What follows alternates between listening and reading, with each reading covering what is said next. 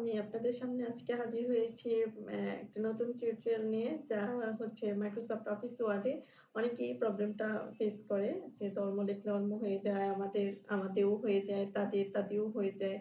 এটা আসলে যখন প্রোগ্রাম ইনস্টল করা হয় আ তখন এই কিছু অপশনে টিক মার্ক থাকার জন্য এই প্রবলেমটা হয়ে থাকে।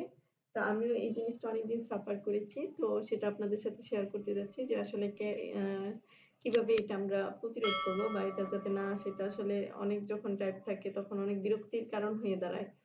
তো আমরা আজকে দেখি যে আসলে কেন এটা হয়? এটা থেকে কিভাবে আমরা এটা থেকে রিমুভ করব?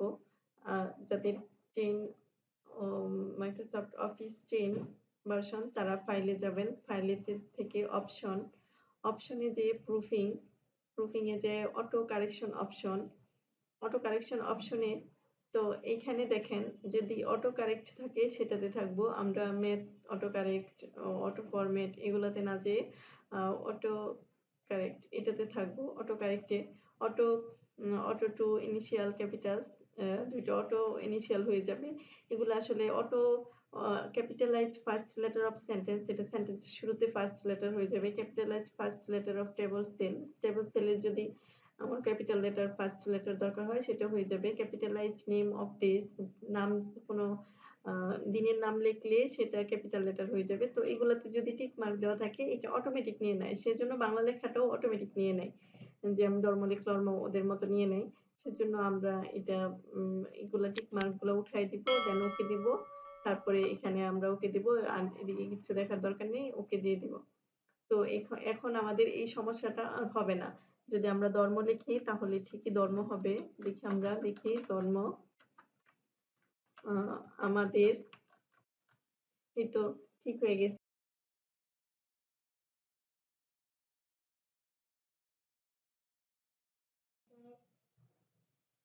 আ এখন যদি আমাদের আমরা এতক্ষণ Windows 10 এরটা দেখাইছি যে যদি Windows 10 থাকে Windows 10 বা Microsoft Office 10 থাকলে Windows না সরি Microsoft Office 10 থাকলে আমরা এখান থেকে অপশনটা খুঁজে পাবো। কিন্তু যারা Windows 7 ইউজ করবেন আ বা অ Microsoft Office 7 ইউজ করবেন তাহলে তাদের কিভাবে পাবেন? তারা ওই যে কুইক অ্যাক্সেস টুলবার এখান থেকে এই চিহ্নটাতে ক্লিক করে আ মোর কমান্ডস অপশনে গিয়ে এখানে প্রুফিংটা পাবেন। সেখান থেকেও সেম নিয়মে করবেন। আশা করি করতে পারবেন। যদি না করতে পারেন তাহলে অবশ্যই কমেন্টস বক্সে জানাবেন যে আমি ইনশাআল্লাহ আ চেষ্টা করব রিপ্লাই দেওয়ার জন্য।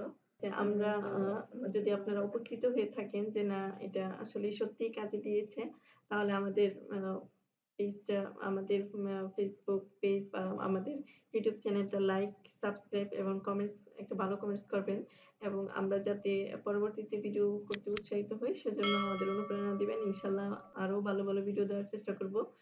সবার সবাই আমার জন্য দোয়া করবেন। আল্লাহ হাফেজ।